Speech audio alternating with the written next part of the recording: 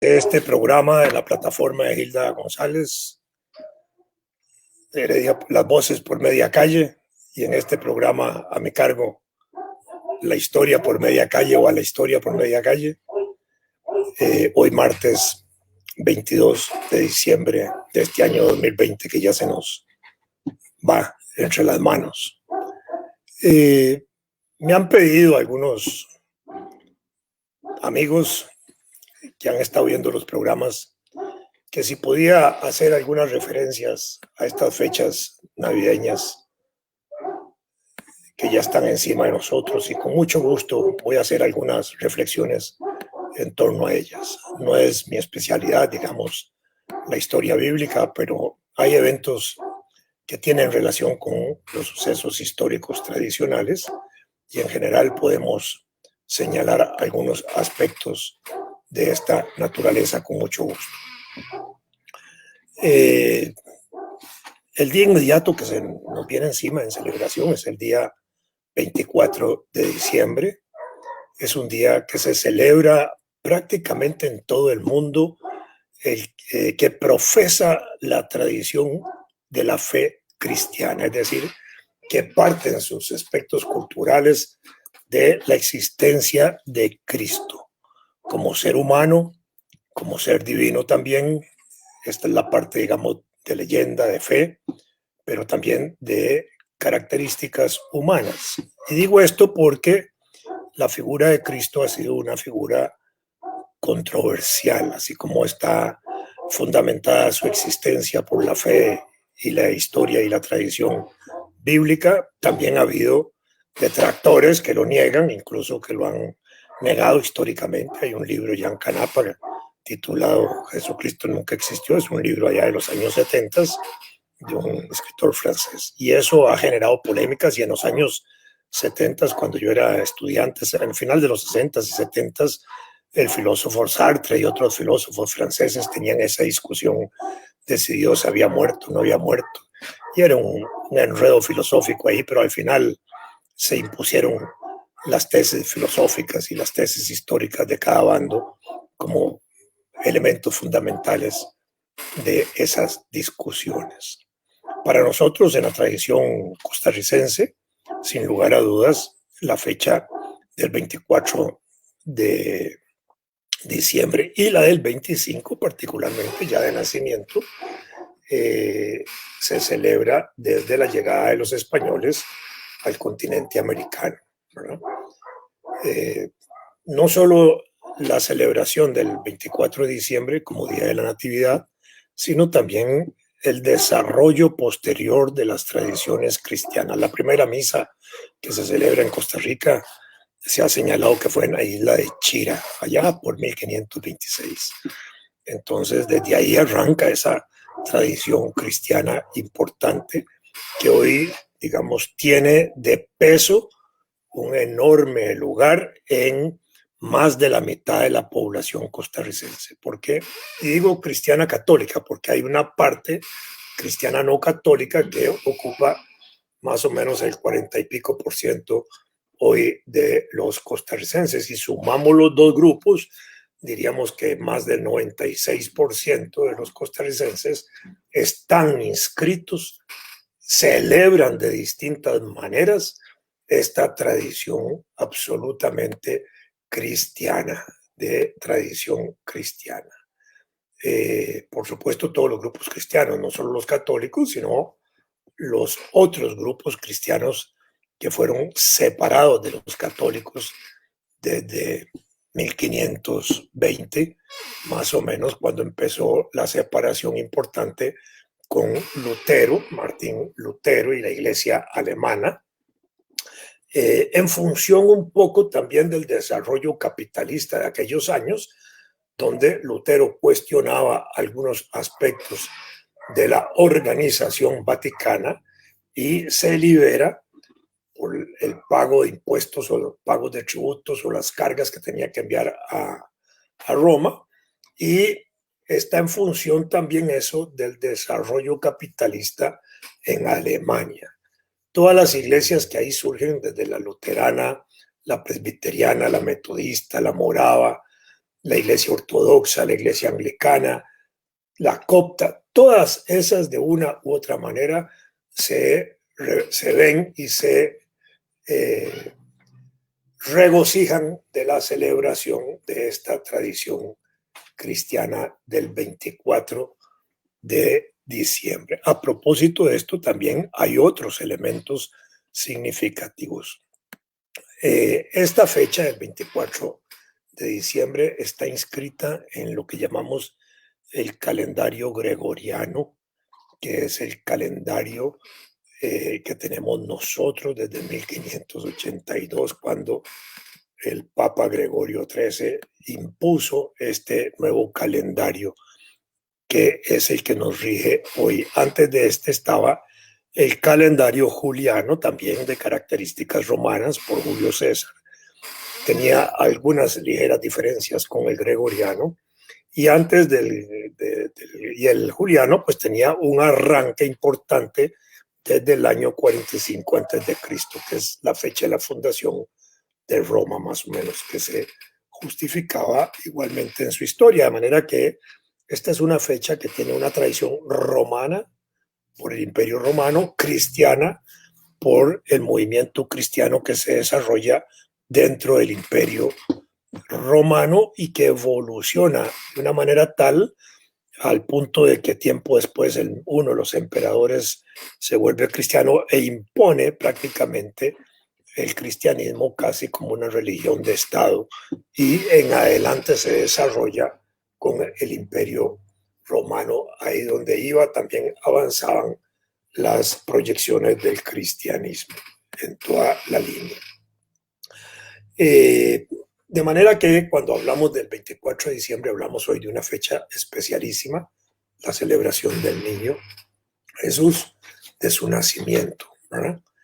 Esa fecha también marca la época que vivimos, la cual se denomina época o era cristiana. Para los efectos de cronología histórica usual, incluso se dice antes de Cristo o después de Cristo, y a veces se usan las partículas AC para antes de Cristo o DC para después de Cristo.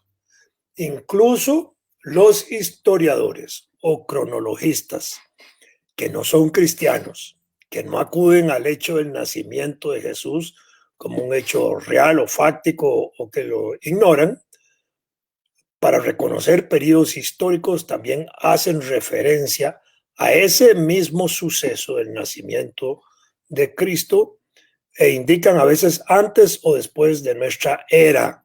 Entonces hablan ANE, antes de nuestra era o después de nuestra era de NC, pero está en función del mismo suceso de Cristo, solo que no usan la palabra cristiana, ubicando ese punto de arranque en el mismo tiempo en la celebración cristiana, aunque su base sea el mismo calendario romano. Por ello, aun cuando se omite el nombre de Cristo, su presencia o su reconocimiento, la fuerza de su nacimiento, que así se celebra, no puede evitarse ni puede superarse. Está ahí para tirios, y, como diríamos, para tirios y troyanos, o para cristianos y no cristianos.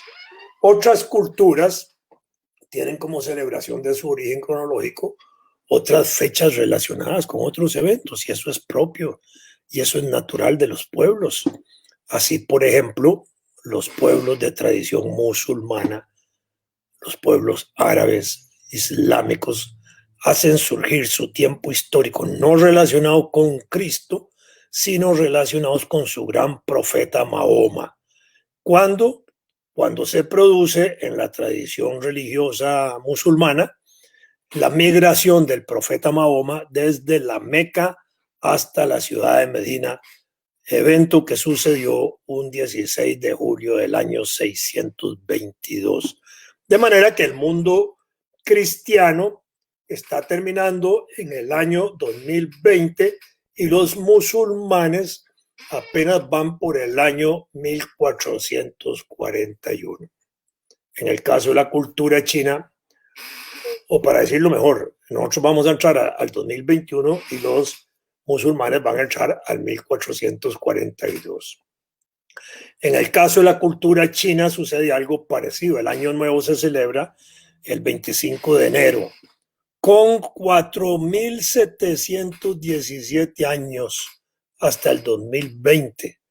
Pues estos años de la cultura china se remontan al año 2697 antes de Cristo. En este caso, su celebración se hace en función del llamado Festival de Primavera, y eso tiene relación, en el caso chino, porque los meses en China se contaban o se cuentan de 29 días y medio para un total de 354 días al año de 12 meses, lo que obliga a la cultura china a intercalar cada 3 años un mes adicional. Y de esa manera se remontan así, igual que nosotros intercalamos cada 4 años un día en el calendario, que es lo que nos produce el día 29 de febrero o bisiesto, que también tiene fiesta tradicional con los romanos, como ahora después puedo mencionar algunos detalles de eso. En el Tíbet, por ejemplo, celebran el 24 de febrero próximo, el que va a entrar, el año 2148. Van 127 años más adelante que nosotros, que el calendario gregoriano, de nuestra propia tradición romana y cristiana. Y así se podrían ver otras manifestaciones culturales de otros pueblos o regiones.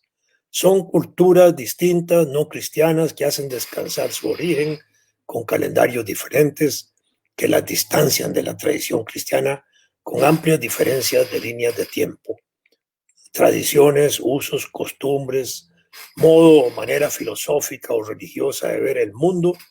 Así los llevó a esas culturas a definir, o a esos hombres de esas culturas a definir sus tiempos históricos distintos. Con la Iglesia Católica heredando la tradición romana, se impulsaron durante todo este periodo histórico desde Cristo hasta hoy 2 calendarios, el llamado juliano por el emperador Julio César y el gregoriano, que debe su nombre al Papa Gregorio XIII, que son calendarios que sirven para contar sistemáticamente o para medir el tiempo en periodos anuales. Al inicio, la mayoría de los calendarios se desarrollaron a base de ciclos lunares, de estudios del movimiento de la luna, alrededor de los cuales también se celebraban fiestas profanas o fiestas paganas, no religiosas, digámoslo así. Todavía el ciclo lunar se usa mucho en la tradición del calendario musulmán. En la época romana, con el emperador Julio César, se estableció que el año iniciara el 1 de enero. Por eso celebramos también el 1 de enero. ¿Por qué el 1 de enero? Porque esa fue una fecha importante en ese caso del emperador, porque era el año en que empezaban a trabajar los funcionarios que laboraban para el emperador. Entonces empezaban el 1 de enero. Esto, luego de una evolución del calendario que tenían, correspondió al primer año de la época romana, que se llamó Año de Rómulo, en función también de eso. La cantidad de meses al principio que se tenían, y eso es una discusión que hay entre distintos analistas, cronologistas, calendaristas, gente especializada en hacer estos estudios que son muy detallistas, discuten si ese primer calendario era de 10 o de 12 meses. Ahorita no tiene importancia para lo que estamos comentando. Originalmente, en el viejo calendario romano empezaba el año en marzo, que era cuando se celebraba una fiesta en que se encendía, digamos, como parte de esa celebración, el fuego sagrado en el templo de Vesta. Y eso se hacía el primer día de marzo y se prolongaba hasta diciembre. Los meses en ese periodo romano, en romano, eran Martius, que era Marte, el dios de la guerra; Aprilis, abril; Maius, mayo; Junius, junio; pasaba al quintiles, que era el quinto mes de ese momento, el sextiles, el sexto mes, después septembris, que era el octavo, octobris, el septiembre es el séptimo, octobris el octavo, noviembres el noveno y diciembres el décimo. Estos meses tenían 30 o 31 días para un total de 304 días al año. Ya en el año 700 antes de Cristo, Numa, el segundo rey de Roma, había establecido ya 12 meses con un total de 355 días.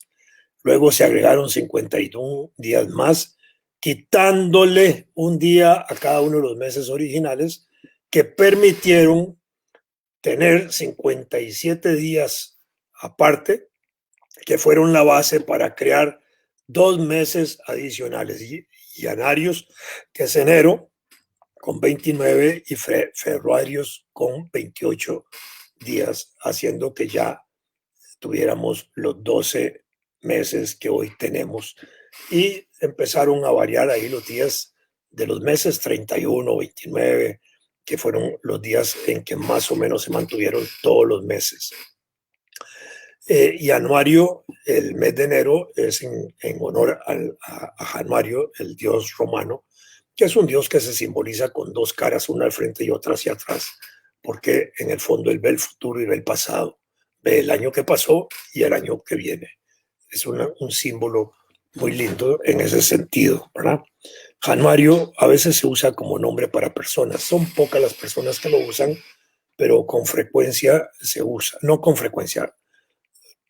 Se ha usado, especialmente en personas mayores que yo. Digamos, yo tengo 74 años, pero los que son generación de mi papá y mis abuelos probablemente usaron el nombre Januario en muchos casos para ubicar hijos, y probablemente algunos de quienes nos están oyendo podrán apreciar que en sus familias también tal vez haya algún Januario ahí que es en relación justamente a ese primer mes, y probablemente porque ese Januario haya nacido también en el mes de enero, ¿verdad? Por mediciones hechas en aquella época, porque había mucha precisión científica, aunque parezca raro y extraño, desde el siglo V antes de Cristo ya se habían hecho mediciones incluso de la circunferencia terrestre, sin satélites, sin los instrumentos electrónicos que hoy tenemos, sin la alta tecnología informática que hoy tenemos, sin la precisión de los satélites, nada de eso, con observación de el mundo astronómico, de ese escenario que en las noches se presenta con estrellas. Esa zona del Mediterráneo para los griegos era una zona ideal para la observación del mundo astronómico. Primero porque el Mediterráneo es sumamente plano, es como una mesa. Segundo porque todo el Mediterráneo, toda la región del Mediterráneo, en las noches tiene el espectáculo, para decirlo de esa forma, de que su cielo es transparente, es claro, es nítido, casi no hay nubosidades. Entonces las noches son preciosas para ver los astros, las estrellas, los elementos, digamos, que astronómicamente se pueden observar. Y los griegos tuvieron la paciencia de dibujar ese mundo astronómico e hicieron cartas, mapas del mundo astronómico. Y ahí incluso con su imaginación colocaron sus dioses, que para los griegos esos dioses eran de características humanas, buenos y malos, bebedores de guaro y no bebedores, de todas las virtudes y de todos los defectos humanos, ahí estaban los dioses. Y entonces ubicaron conjuntos de estrellas y les pusieron nombres, la constelación del Orión, Casiopea, por aquí, por allá otra y otra, las Osas, etcétera. Y entonces fueron desarrollando una imaginación riquísima alrededor de ese mundo astronómico que veían. En el caso de los griegos, estaban viendo el hemisferio norte, pero también pintaron el hemisferio sur, o sea que de alguna manera salieron del Mediterráneo y bajaron bordeando la costa africana hasta el momento en que cruzan el Ecuador y se dan el Ecuador, ese punto medio del mundo donde se ve una parte hacia arriba y se ve una parte hacia abajo diferente. El mundo astronómico de la parte de abajo del Ecuador es diferente a la parte norte. Aquí tenemos la estrella polar del norte como una referencia, abajo tenemos la estrella polar del sur como otra referencia. Y ahí tenemos esos elementos extraordinarios, y los griegos habían hecho trabajos extraordinarios de esa naturaleza, e incluso habían podido, Eratóstenes, un científico de la época, había podido medir un arco de la Tierra, un pedacito de la Tierra que permitía medir la circunferencia de la Tierra con una precisión casi igual a la que hoy los instrumentos científicos definen para el meridiano terrestre, para la circunferencia terrestre. Estos mapas que hicieron los griegos fueron los que le sirvieron a Cristóbal Colón también para poder hacer su gran trayectoria a través del Atlántico. ¿Por qué? Porque en esa época de Colón, las rutas tradicionales para ir a la India y a la China, que eran rutas comerciales, ahí estaba la ruta de la seda que los chinitos actuales quieren volver a revivir, la ruta del incienso, la ruta de la canela, la ruta de las especies, porque eran las rutas comerciales para ir a traer sedas, especies y otras riquezas que no tenían en abundancia en Europa, y llevaban también productos europeos para intercambiar. En ese sentido, esas rutas se empezaron a desarrollar, pero al mismo tiempo, la avaricia, el ánimo del enriquecimiento y el control de rutas comerciales provocó guerras de control de esas rutas, y esas guerras en el Mediterráneo duraron hasta 300 años, y eso obstaculizó enormemente el tráfico comercial. Y entonces empezó la preocupación por ir a buscar nuevas rutas para ir al oriente, al oriente, a la India y a la China. Y para esa época, desde el año 1012, habían empezado a desarrollarse ya las universidades en Europa, y empezó a producirse un rescate del conocimiento antiguo. Y para la época del 1400 en adelante, estamos viviendo un periodo histórico que se llama el Renacimiento, que es un renacer, justamente de eso se trata, de esa cultura griega y romana, greco-latina, donde se empiezan a estudiar esas fuentes del conocimiento antiguo, a revivirlas, y empiezan a divulgarse. ¿Entre quiénes? Entre los que podían ir a las universidades de la época, que eran poquitas universidades y poquitos los estudiantes, y en las academias náuticas que empezaron a desarrollarse en el Mediterráneo.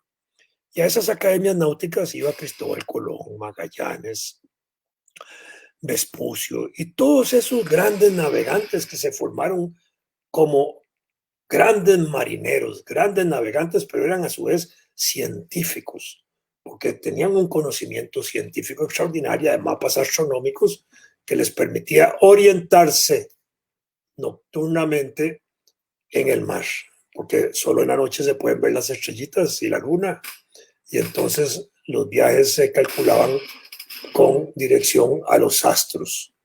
Después, en ese mismo periodo, 1400, 1500, aparecen instrumentos científicos como el sectante, el astrolabio, la brújula, que permitieron ahora sí tomar direcciones más claras y referencias de medición con respecto a los astros, y con la brújula entonces podían sacar direcciones de llevar el barco en una dirección, porque ahí tenían la referencia de la agujita magnética que estaba relacionada con el polo norte, y sabían entonces hacer una línea recta en el mar. De lo contrario, perfectamente podían perderse. Por eso, antes de 1400, los viajes eran costeros. Los viajes se hacían haciendo seguimiento de la costa, porque si se apartaban de la costa y ya no veían el continente o las tierras, era muy fácilmente perderse en el mar. Cuando uno está en el mar adentro, uno ve aquello como una gran bola, a veces como una gran tabla, pero no ve horizonte, uno no sabe dónde está el sur, el norte, nada, porque aunque uno esté viendo el sol y uno sabe que el sol sale por el este, de pronto uno en el mar se desubica y no tiene orientación. Pero ya con estos instrumentos se podían hacer esos grandes viajes y así los hicieron los grandes navegantes. Esa ruta de la seda fue famosa. Hoy los chinos actuales, los chinos de la República Popular China, están tratando de revivir simbólicamente la ruta de la seda como una de las rutas comerciales más importantes del mundo actual. Porque si aquella ruta de la seda era de Europa a la China, estos chinitos actuales quieren hacer una ruta de la seda que pase hasta por el canal de Panamá, ¿ah? Para amarrar todo el comercio mundial. Es una visión extraordinaria. Y eso nos indica y nos coloca en una posición en la cual uno podría pensar que en esta década que está iniciando a partir de enero, del 1 de enero, vamos a tener como uno de los grupos culturales, como una de las culturas más importantes y más significantes del mundo actual, a los chinos, que en estos 10 años me atrevo a decir que van a desplazar a los Estados Unidos como la potencia comercial que es, como la potencia económica que es, y probablemente jugarán un papel geoeconómico, geopolítico, geoestratégico más importante. Por ahora los chinitos no están interesados en las cosas de desarrollar su influencia política. Están interesados en desarrollar su influencia comercial, económica, y esas rutas famosas que están impulsando va a ser parte de ese proceso. Bueno, algo nos va a tocar a nosotros por la cercanía del canal.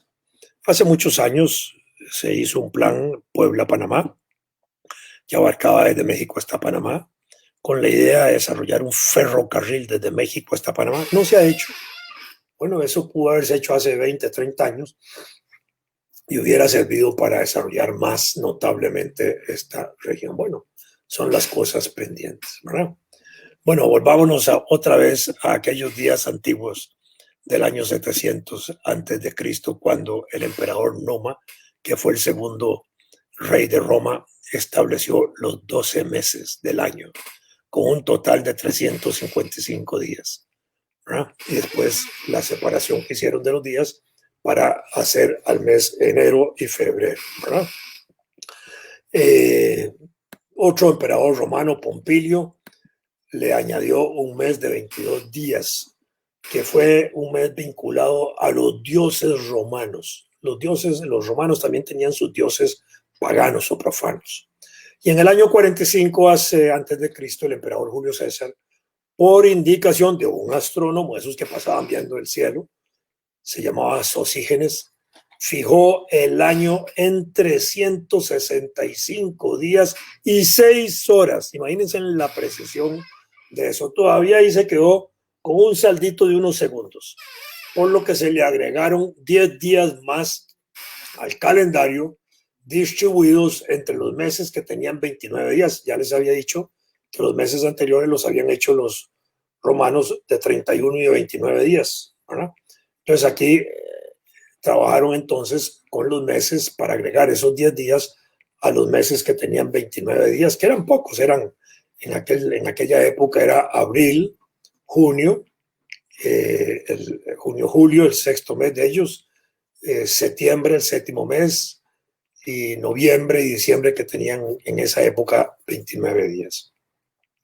Bueno, en ese sentido, al final, una vez que hace esa distribución de días, cada 4 años se agregaba además un día intercalado, dando origen a lo que se llamó el año bisiesto, que se hacía en el mes de febrero, que era cuando se celebraban las calendas martias, una fecha romana. Por eso a veces nosotros hablamos de las calendas griegas, algo así como una carajada larguísimo. No, aquí también los romanos tenían sus fiestas en ese sentido, ¿verdad? 1 de enero, Julio César también señaló que era el día que asumían los cargos los funcionarios del emperador. Cuando hemos hablado aquí a veces del 1 de mayo como Día Internacional de la Jornada de 8 horas de trabajo en algún programa anterior, hemos dicho que el 1 de mayo de cada año en Europa y en Estados Unidos se negociaban entre trabajadores y patronos las condiciones de trabajo del año siguiente. Por eso, para el 1 de mayo de 1886 se estableció la fecha clave de hacer grandes huelgas anteriores a ese 1 de mayo del 86 para, sobre una base de huelgas, presionar para que se estableciera la jornada de 8 horas como la demanda más importante de ese momento, y así se logró. Y entonces en ese sentido digamos, marcado el 1 de mayo como un día, pero era también ese año que tenía que ver con las fechas de contratación, así como el 1 de enero para la época antigua era la época en que Julio César contrataba funcionarios. Hoy no, hoy tenemos una libertad de contratación, contratamos a todos los funcionarios o despedimos funcionarios o renuncian funcionarios, como ha sucedido una vez más en este gobierno, que ya han salido como 20 y pico ministros. Y en este fin de semana que hemos tenido, pues ya estaban calientes los nombres de los que se anunciaron ayer y hoy, ¿verdad? No esperaron al 1 de enero. Aquí es antes, aunque algunos de ellos quedan fijos todavía hasta el 4 de enero, pero casi que los hacen calzar con esta vieja tradición romana de que los nuevos empezaran el 1 de enero. Había que haberle soplado a Carlos Alvarado Quesada, al presidente, que lo hiciera así, para que por lo menos en ese alboroto que tiene de mostrar un gobierno débil, dijera: no, señores, aquí es porque estamos recogiendo una vieja tradición romana y cada 1 de enero vamos a nombrar nuevos funcionarios. Pero no se puso en ese orden, ni nos consultó ni a mí ni a otros colegas historiadores que pudieran saber este datillo, ¿verdad? Cuando los romanos se propusieron y se dispusieron a conquistar la Hispania, toda la parte esa de la Europa española, adelantaron las celebraciones de las calendas a marzo y a enero, para que el aparato militar, los soldados, los oficiales, entre ellos los cónsules, que eran muchos de los que dirigían las tropas romanas, pudieran preparar mejor sus tropas. Entonces adelantaron para que pudieran prepararse con tiempo. Ese calendario, que era llamado juliano, tenía muchas imprecisiones. Eso fue lo que hizo que el Papa Gregorio XIII encargara su modificación. En esa modificación participaron astrónomos y curas muy importantes de la época, que sabían obviamente de astronomía y de las ciencias ya en ese momento. Y así se desarrolló el actual calendario gregoriano. Ese calendario gregoriano que usamos nosotros empezó a usarse desde el 15 de octubre de 1582. De este modo, el tiempo histórico de nuestras sociedades, de las que son de tradición romana y además cristiana, se basan en estos calendarios, en el juliano y en el romano. Y se originan desde el año 45 antes de Cristo, que a veces en los libros dice UAC, que refiere justamente a esa denominación antes de Cristo, pero que responde el UAC a un concepto eminentemente romano. Después ya se desarrolla con esa otra dimensión de la influencia cristiana, que la tiene indudablemente. Quizás uno de los movimientos políticos, y permítanme usar el término político, para el cristianismo más importantes y significativos de aquella época. Hoy, desde el siglo XX, se ha dicho siempre que los movimientos revolucionarios tienen necesariamente una teoría o una doctrina revolucionaria, y que sin esa doctrina y sin esa teoría revolucionaria no existe movimiento revolucionario alguno.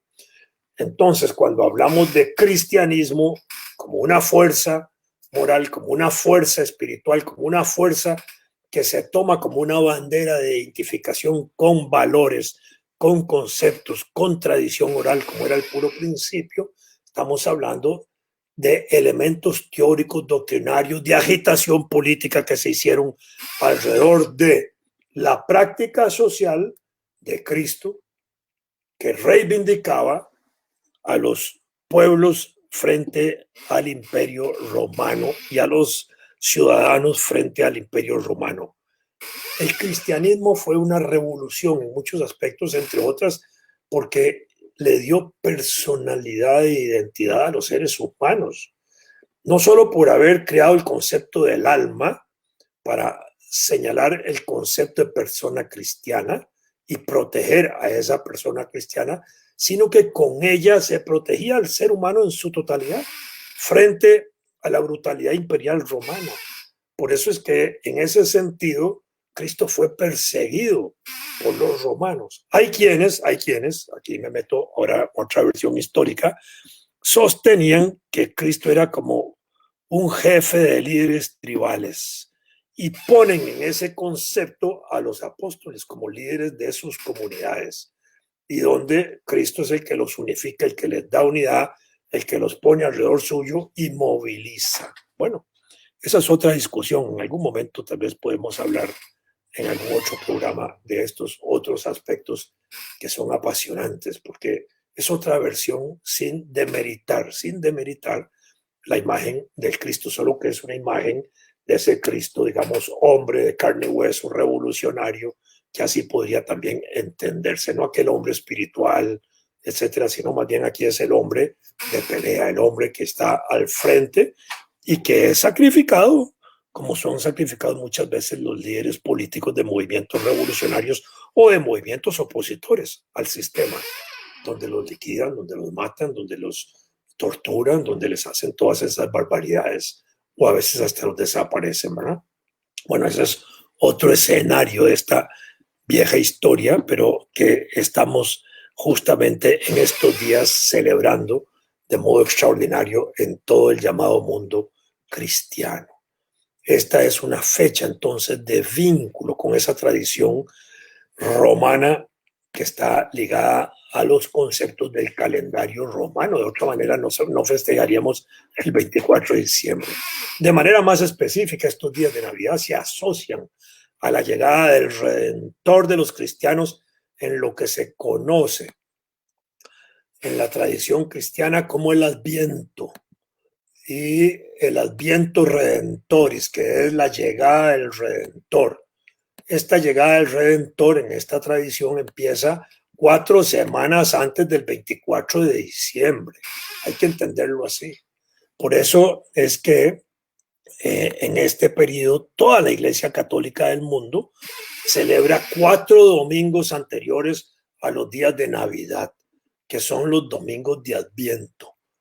4 domingos. En este sentido, cada domingo la familia o la comunidad se reúne en torno, ahora aquí, a un símbolo que llaman la corona de Adviento. Ahora después explico algo de esa corona, que es este periodo de un mes que es preparatorio, así se entiende desde el punto de vista de la tradición cristiana, para la preparación espiritual, preparatorio espiritualmente, para la celebración del nacimiento de Cristo.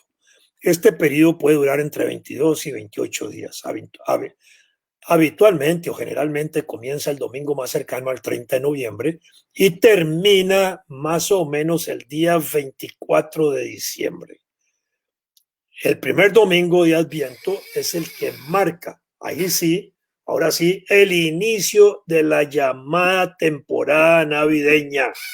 Porque a veces nosotros también tenemos una distorsión de que la Navidad son solo estos últimos días. No. Desde el punto de vista tradicional, la Navidad es un mes completo prácticamente, desde el primer domingo de Adviento, cuando empieza a celebrarse el inicio de esa temporada de Navidad, que oscila entre el 27 de noviembre y el 3 de diciembre, ese primer periodo, el primer domingo. El segundo domingo es entre el 4 de diciembre y el 10 de diciembre. El tercer domingo va del 11 de diciembre al 17 de diciembre. Y el cuarto domingo de Adviento es el que oscila entre el 17 y el 24, que se considera también la semana un poquito más larga, o a veces literalmente podría ser también ligeramente más corta, pero generalmente es eso. En el caso de la iglesia ortodoxa, que también es una iglesia cristiana, ellos celebran ese periodo hasta 40 días, desde el 28 de noviembre hasta el 6 de enero. ¿Por qué el 6 de enero? Porque es el día de la llegada de los reyes a ver a Cristo, que le llevan regalos. Y estos los regalos también tienen que ver justo con esta celebración tan interesante, tan bonita, tan rica en nuestras familias cristianas y no cristianas, porque también las familias no cristianas celebran la Navidad en todas sus manifestaciones. 6 de enero para mí es una fecha muy especial porque es el día del nacimiento de mi madre, de manera que en ese sentido nunca se me olvida a mí, no tanto por la festividad religiosa como por la festividad del recuerdo, en este caso mi madre que ya falleció. Todo este periodo de Adviento, estos 4 domingos, debe considerarse desde el punto de vista cristiano también un tiempo de oración. Pero cuando se dice tiempo de oración, es también un tiempo de reflexión. Reflexión que es en oración y reflexión de un modo vigilante, de espera vigilante frente a lo que podría considerarse un tiempo de esperanza. Por eso es de vigilia. Y al mismo tiempo es un tiempo de reflexión donde se hace como un balance de lo que uno ha hecho bien y mal, donde se produce un arrepentimiento de las cosas que equivocadamente uno considera que puede haber hecho, y de perdón, de solicitar perdón y de pedir perdón a sí mismo o a otros, y al mismo tiempo un periodo de alegría. Todo eso está contenido justamente en esta actividad que se asocia a este periodo que está terminando en estos días del 24 de diciembre. Las iglesias cristianas que celebran esto son todas las católicas, la anglicana, la ortodoxa, las protestantes en todas sus formas, luterana, presbiteriana, metodista, la iglesia morava, la iglesia copta, todas las que hay de esa naturaleza. Es interesante que durante el periodo de Adviento se coloca en las iglesias, pero también en los hogares se acostumbraba a poner una corona, generalmente de ramas de pino, que es a la que se le llama corona de Adviento. Esta corona se ponía antes en las puertas afuera, en las puertas viendo hacia la calle, y en las ventanas se ponía también una coronita a la cual se le ponía también una vela, porque alrededor de esto también hay un simbolismo de velas, pero a la corona también se le ponía una vela. Bueno, eso era parte de ese proceso. Todavía yo siento que esta idea de la corona se ha perdido ahora en la práctica. Ya no se ve en las puertas de las calles, probablemente porque se las roban, ¿verdad? Antes no, en los barrios se respetaba eso. Dentro de las ventanas, a veces ya prudentemente la gente no las pone por cortocircuitos y evitar un posible incendio con las cortinas y eso, pero al final de cuentas, simbólicamente se pueden poner con luz, no necesariamente con luz, podría ser solo la coronita expuesta, pero generalmente se ponía un bombillito porque simbolizaba una vela y eso tenía su importancia porque cada domingo de Adviento estaba simbolizado también por una vela, una candela que se prendía en ese sentido, ¿verdad? Los domingos en este sentido también tenían significado y las velas igual. La primera o el primero el amor, la segunda era la paz, la tercera la tolerancia, la cuarta la fe. Entonces todo eso tenía su simbolismo religioso ahí muy importante y rico. El color litúrgico de la iglesia para este periodo es el color morado, por eso si ustedes van a prácticas religiosas, pues van a ver más morado que otra cosa. Ahora más difícil verlo así en vivo y directo porque la pandemia no permite que la gente se reúna masivamente en los templos, pero ya hay un acceso con distancias sociales, guardando las burbujitas y esas cosas, se puede asistir.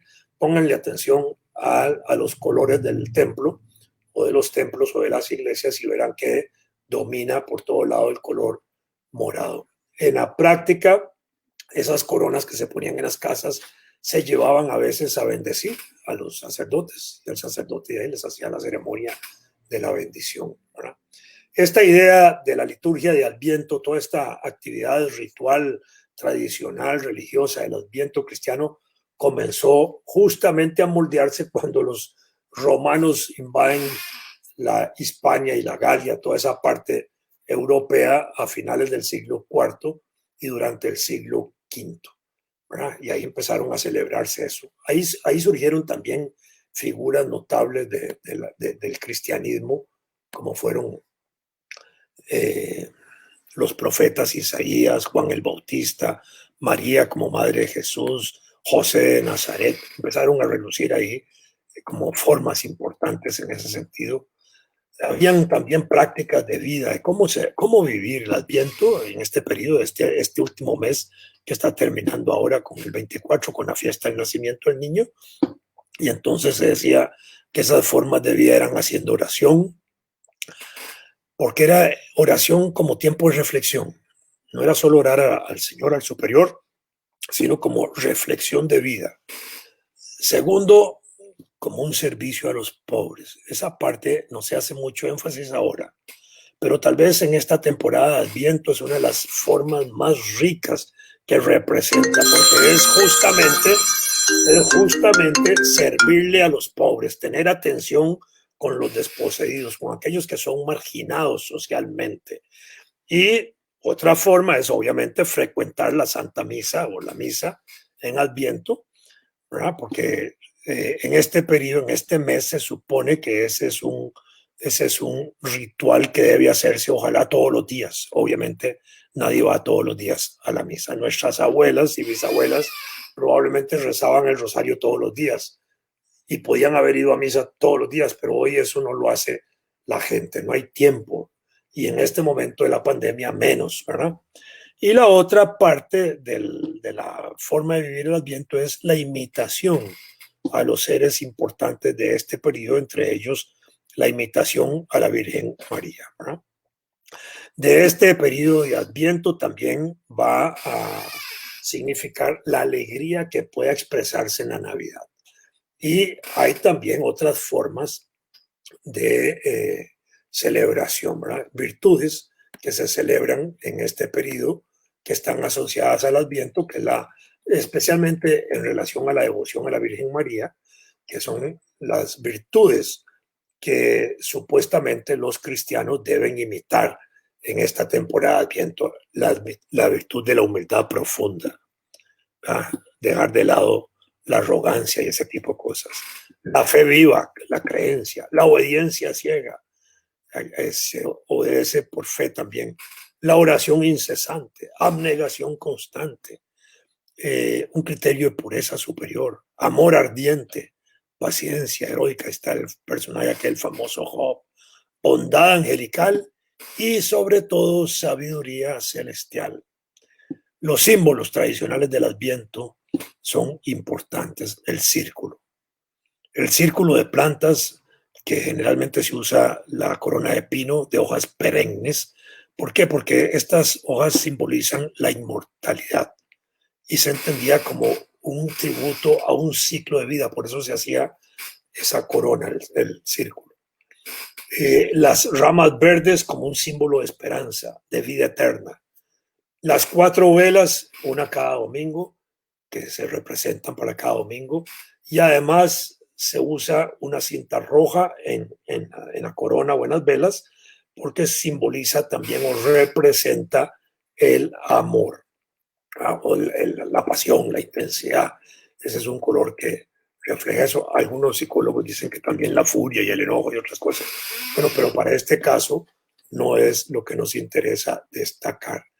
Las velas durante este periodo, que también era la época del invierno, se ofrendían, se hacían en la tradición antigua como una ofrenda al dios Sol, porque en el invierno europeo especialmente es muy oscuro y hay épocas de estos meses donde la oscuridad es total, los días son muy cortos, a veces hasta de 8 horas, y el resto son días nublados y oscuros. pocos días se extienden largo hasta las 11 de la noche y amanecen a las 3, 4 de la mañana, pero esos 1 o 2 días al año que se pueden observar en Europa. Incluso hay un cuento de un escritor ruso que se llama Las Noches Blancas, que refiere justamente a esas largas noches o a esos largos días de este periodo. La corona de Adviento entonces se compone de distintos símbolos, como el círculo, que también significa la idea de Dios, que no tiene principio y no tiene fin, ¿verdad? Que es también la imagen de representación de amor y entrega total a Dios en ese caso, y la entrega total en amor a nuestros semejantes. Hay una cosa importante en esa base cristiana, de esa raíz cristiana, que es el semejante, el otro, el desposeído, el humilde, al que no se puede dejar por fuera. Y en una época como esta, eso es clave. Las ramas verdes siempre van a estar simbolizando vida eterna, esperanza y vida, ¿verdad? Un gran psicólogo costarricense, Coronado, decía que lo más importante para descansar era ver verde. Cuando alguien se sentía tenso y eso, bastaba ver verde. Y en Costa Rica, donde uno asome la cabeza y ponga los ojos, ve verde por todos lados. Es una maravilla de país extraordinario que enamora a todos los turistas que vienen cabalmente por eso, porque por todo lado pueden ver verde y pueden ver tonalidades de verdes, porque hay centenares de tonalidades de verdes. Están las 4 velas que representan a cada domingo de Adviento, por supuesto. En cada domingo se prende una de ellas, ¿verdad? Y generalmente la prendida de la vela se acompañaba con lecturas bíblicas o con reflexiones sobre un tema central de interés. Por eso es que a veces en los púlpitos los sacerdotes hablan no solo de los aspectos bíblicos, sino de temas centrales de su interés, de la comunidad, del país o de asuntos nacionales que a los sacerdotes les interesa tratar, a unos más que otros y a algunos con grandes pasiones. Bastaría oír el obispo de Tilarán con la pasión con que enfoca los temas, con la pasión con que habla desde el punto de vista cristiano, criticando en ese sentido. La cinta roja, que como cinta alrededor es una cinta que simboliza un amor envolvente, algo así como que nos envuelve y nos aprisiona y nos amarra en el amor. A veces se usan también los símbolos de las manzanas rojas y la mayoría de las coronas tienen manzanas rojas, en este caso, obviamente en las culturas que eran manzaneras, que tenían manzanas. Nosotros como país no teníamos manzanas. Hoy sí se han, digamos, desarrollado el cultivo de manzanas en Costa Rica, pero no es la tradición nuestra. Sin embargo, siempre se consiguen manzanas rojas y se consiguen manzanas rojas justamente porque las venden y las traen y las importan, ¿verdad? En ese sentido es que se pueden conseguir. Por eso es que las manzanas rojas adornan estas coronas y representan, ¿cuál es la representación de la manzana? Los frutos, las frutas del Edén, del paraíso terrenal. Eso es lo que se trata de simbolizar con esas manzanas. En el caso nuestro, bien podríamos poner las frutas tradicionales nuestras, bananos, naranjas, aguacates, cualquier otra que puedan simbolizar la riqueza hortícola de Costa Rica en ese sentido. Se pueden usar campanas también alrededor de las coronas como símbolo que simboliza la espera y el nacimiento de Jesús. Pero la campana suena justamente cuando hay un acontecimiento importante. Cuando no habían periódicos en la época de la colonia, al principio de la independencia, en las alcaldías, los municipios, los lugares de sitios políticos y las iglesias tocaban campanas cuando querían atraer a los feligreses o a los ciudadanos para comunicarles alguna noticia. Entonces, en la alcaldía o en la municipalidad o donde fuera, o en el cabildo leían a viva voz lo que se quería comunicar, pero a toque de campanas, ¿verdad? Entonces, esa tradición fue recuperándose lentamente y se fue metiendo por todo lado. Hoy pesa más desde el punto de vista nuestro de la tradición meramente cristiana esta cuestión, pero es así. ¿Qué actividades están relacionadas con estos días de Adviento que están ahí a la pura par nuestra?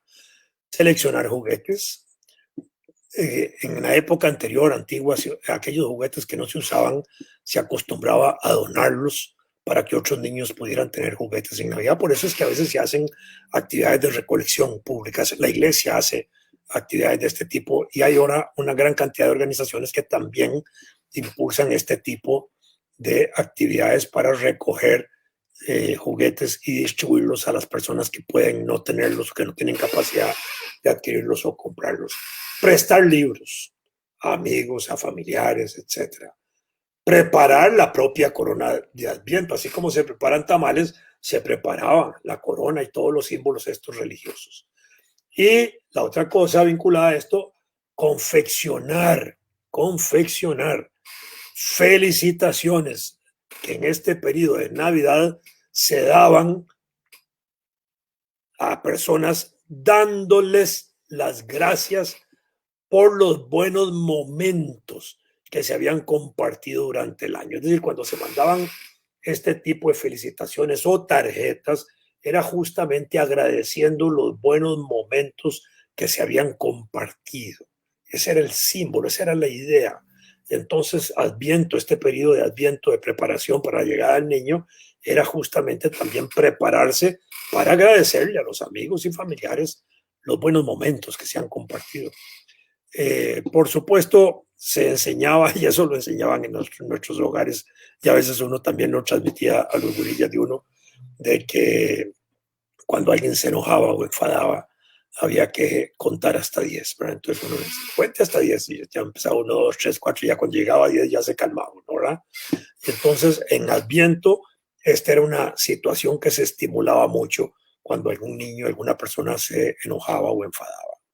Era el periodo en que se preparaban comidas ricas, especialmente aquellas de uso, de uso no, de consumo familiar, donde a veces participa la familia Cientas.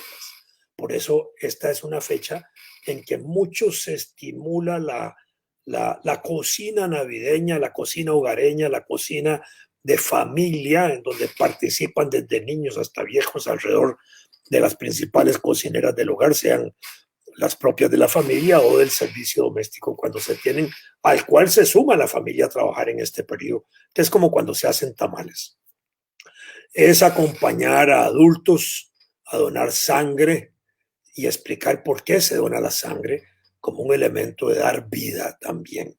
Es hacer murales en cartulinas con los momentos más importantes del año que se han pasado en familia o que se han vivido individualmente, de poner fotos en esos murales. Uno ve a veces cartoncitos ahí con fotos y con algunas leyendas o algunas frases por ahí alusivas a eso, porque son parte de esta tradición que se hace en este periodo de Navidad, justamente alrededor de la llegada del niño para que haya la mayor alegría posible, ¿verdad? Y el otro elemento importante es donar alimentos, no solo los juguetes, sino alimentos, cobijas, mantas, proteger animales que andan desamparados en la calle también.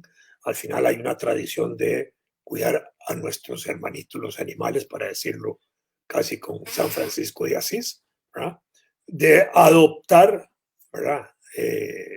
O de explicar por qué se adoptan los animales en el caso de que haya que explicarle eso a los niños o a los grupos familiares. Cuando se adoptan familiares es integrar un miembro más en la familia, es un compromiso de comida, de cuidado, de un montón de cosas, ¿verdad?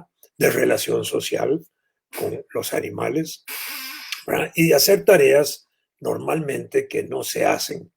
Es un periodo donde uno tiene que contribuir en ese sentido con los otros elementos de la unidad familiar, ¿verdad? El objetivo entonces de la celebración de la Navidad, pues tiene el de dar y recibir amor en momentos de familia, y estas tradiciones son justamente los espacios para alimentar esas relaciones familiares, para disfrutar de los pequeños y valiosos detalles de la vida. Yo creo que este es el elemento más importante de la Navidad. Raras veces la gente se dedica a pensar en otras cosas, salvo cuando hacen el momento de reflexión religiosa, pero es el momento justamente de alimentar y fortalecer esa riqueza que produce la vida en familia para tener bríos para el inicio del año que viene. A veces se usan las velas moradas en estos domingos. Esas candelas que se usan son moradas. A veces se usa una vela que no es morada, que es blanca. Cuando se pone una quinta vela en Adviento, se usa la vela blanca, pero es la única que se enciende el día de Navidad, ¿verdad? De manera que el 24, si quieren celebrar con una velita, eso lo hacen justamente el día del 24. Tarjetas navideñas las desarrolló ya culturalmente aquel famoso escritor Charles Dickens en 1843, cuando con su cuento de Navidad impulsó ese tipo de prácticas de celebración. Y así es como llegamos a este día 24 de diciembre, que es un día de fiesta mundial, obviamente, para los países de tradición cristiana, ¿verdad? De manera que no nos olvidemos entonces de celebrarlo dentro de esta filosofía de amistad, de amor, de solidaridad entre parientes o amigos o aquellos que no lo son, pero que debemos darles alguna ayuda en este periodo. Se acostumbra a regalar, sí, en la tradición más exacta de los cristianos debiera ser el 6 de enero, que es cuando los Reyes Magos llegan al pesebre de Belén. México celebra el Día de los Regalos justamente el 6 de enero. Nosotros no lo hacemos en la tradición corriente de la Navidad del 24 ¿cómo se llama?, de diciembre. Es una fecha de tradición y reunión de familias, de seres queridos, de exaltación de la niñez. No nos olvidemos que hay niños hoy que viven violencia, violencia doméstica, violencia no doméstica, que participan incluso a la fuerza en procesos bélicos, son compulsados a ir a las guerras, los usan a veces de carne de cañón en los diferentes tipos de guerra. De los millones de niños que mueren de hambre al año, de los que mueren igualmente por enfermedades que es posible curar y no tienen las posibilidades de ser curados, de más de 250 millones de niños que hay hoy en abandono y en pobreza, muy mal alimentados en todas partes del mundo. Que en Costa Rica hasta hace poco tiempo habían más de 70,000 niños que tenían la condición de ser de la calle, es decir, que viven o se realizan su vida diaria en la calle. Esta es una cifra que todavía está presente ahí. Se ha dejado de hablar de ella, no porque desaparezcan de la calle, se ha dejado de hablar de ellas. Que un 7% de los niños, sin contar el periodo de la pandemia, está en condición de desnutrición. Esa es una de las cosas más violentas de nuestra sociedad que tenemos que ver cómo las enfrentamos y resolvemos, sobre todo porque la alimentación o nutrición es fundamental para el desarrollo del ser humano. En fin, la situación hoy de los sectores de bajos ingresos, de la población desempleada, que es casi el 30% del 1,5 millones de costarricenses que están en el nivel de pobreza, son temas que en esta Navidad tienen que convocarnos en ese ámbito de la oración y la reflexión a pensar en nuestros raños, en nuestros compatriotas que sufren alguna situación de esta particular condición de vida. Muy buenas noches, que pasen para los cristianos una feliz Navidad y un próspero y beneficioso año nuevo, lo que yo les deseo. Para los no cristianos, que disfruten estos días en familia, que hagan de esta fiesta una fiesta de amor como la hacen los cristianos y que salgamos más fortalecidos para el año 2021 como género humano, como personas humanas que somos. Muchas gracias y muy buenas noches.